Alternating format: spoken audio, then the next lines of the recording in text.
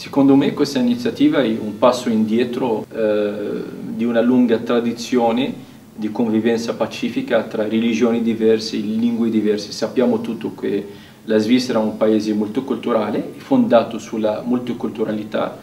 la multireligiosità, e quindi questa iniziativa tocca in modo profondo questa lunga tradizione, questo modello. Secondo me, perché vedo sempre che la Svizzera è un modello di questa convivenza. Peccato vedere tutta questa tradizione, tutto questo modello che viene ferito con questa iniziativa. Ma penso che sia un'iniziativa che in realtà la Svizzera non rappresenta un problema, nel senso che noi non abbiamo un problema con i minareti, non è mai stato un problema sentito, non abbiamo neanche molte richieste. Credo che sia piuttosto un'iniziativa che viene utilizzata per mettere in discussione il nostro Stato, per mettere in discussione quello che è stato fino adesso lo Stato laico, lo Stato che permette a tutti di esercitare liberamente la propria religione, sicuramente utilizzata a fini politici, quindi credo che appunto sia una di quelle iniziative soprattutto che serve per far discutere e cercare di fare voti per una cerchia politica, soprattutto quella destra. Ma penso che sia un'iniziativa strampalata, inutile e pericolosa, soprattutto perché solleva una questione con metodi sbagliati, una questione giusta che va approfondita, che è quella della presenza sempre più importante nel nostro paese di membri della comunità islamica, ma non è chiaramente in questo modo che si affronta una simile problematica, nel senso che sarebbe necessario un dialogo approfondito, serio e non emotivo, un dialogo che sia costruttivo e soprattutto rispettoso dell'altro. Ecco, questa iniziativa in sostanza mette in discussione i principi fondamentali della libertà di pensiero, di espressione anche delle proprie credenze, mette in discussione la pace religiosa che regna ormai da quasi 2 secoli nel nostro paese, per cui non credo che possa essere considerata utile e costruttiva.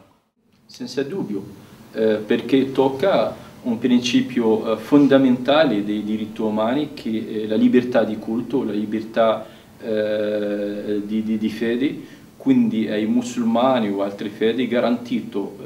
con i diritti umani di avere il luogo di culto secondo il loro modo. Non possiamo dire ai musulmani o ai cristiani o ai ebraici di costruire le loro case di fede, il loro posto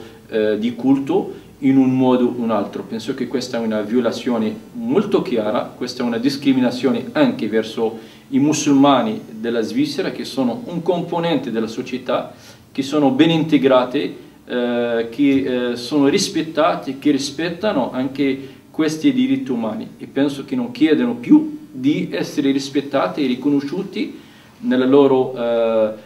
identità, nella loro dignità. Quindi è chiaro che questa iniziativa tocca i valori di diritti umani. Peccato. Penso che l'iniziativa lede i diritti umani, nel senso che sicuramente in discussione appunto lo Stato di diritto, la Costituzione che permette ad ognuno di esercitare la propria religione, e quindi in questo senso non è rispettoso delle libertà personali. Umanitari? Ma sostanzialmente sì, ovviamente è un aspetto che non è dichiarato dai fautori dell'iniziativa, ma prima di tutto è un'iniziativa anti-islamica, e questo credo vada detto in maniera chiara, e secondariamente, come detto prima, lede dei diritti fondamentali che sono riconosciuti a tutti gli esseri umani, a tutti i cittadini svizzeri o ai cittadini residenti dalla Costituzione federale, ma anche dalle Costituzioni cantonali, che è appunto la libertà di pensiero, di aggregazione, di culto, e quindi si vuole introdurre una discriminazione nei confronti di una comunità che è minoritaria, ma comunque significativa nel nostro paese. Pertanto si tratta di un articolo di legge chiaramente anticostituzionale. Tanti, già da noi è stato fatto, anche se non passa, perché è toccato, secondo me, la pace sociale, la pace religiosa, creato un ambiente di paura, creato un ambiente di odio, creato un ambiente di pregiudizi contro l'Islam e i musulmani, fatto vedere che l'Islam è la minaccia, che i musulmani è la minaccia della Svizzera. Questo veramente mi ha toccato molto, mi rende triste perché la nostra democrazia non permette questo debordamento di tutti i limiti legali e morali. L'altra cosa, penso che questa iniziativa, passa o non passa, ha danneggiato in modo forte e grave l'immagine della Svizzera. Non parlo solo nel mondo islamico, ma l'immagine della Svizzera in tutto il mondo. Cosa possiamo dire noi domani ai nostri vicini francesi o italiani dopo questa iniziativa che è vergognosa alla fine? Credo che l'iniziativa dovesse passare otterrebbe l'effetto contrario, nel senso che gli iniziativisti vogliono combattere l'estremismo, in realtà così finirebbero per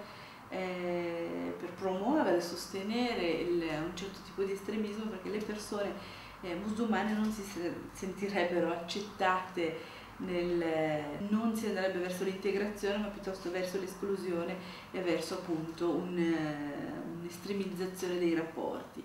E credo anche che la Svizzera avrebbe delle serie difficoltà per quello che è i rapporti con gli altri paesi, anche di tipo politico ma anche economico, e altre relazioni che ha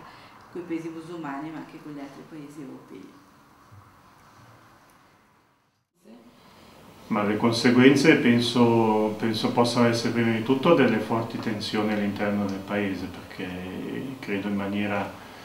più che comprensibile le comunità islamiche dovrebbero reagire e opporsi a questa norma discriminatoria. E in secondo luogo, ovviamente sul piano internazionale, la Svizzera ne risentirà per quanto riguarda la sua immagine, che diciamolo pure già deteriorata, in particolare nei confronti dei paesi diciamo a maggioranza musulmana, per cui c'è da aspettarsi solo una situazione ancora più difficile, e non da ultimo credo che anche la Corte Europea dei Diritti Umani interverrebbe su un simile articolo di legge, in quanto come dicevo prima, anticostituzionale.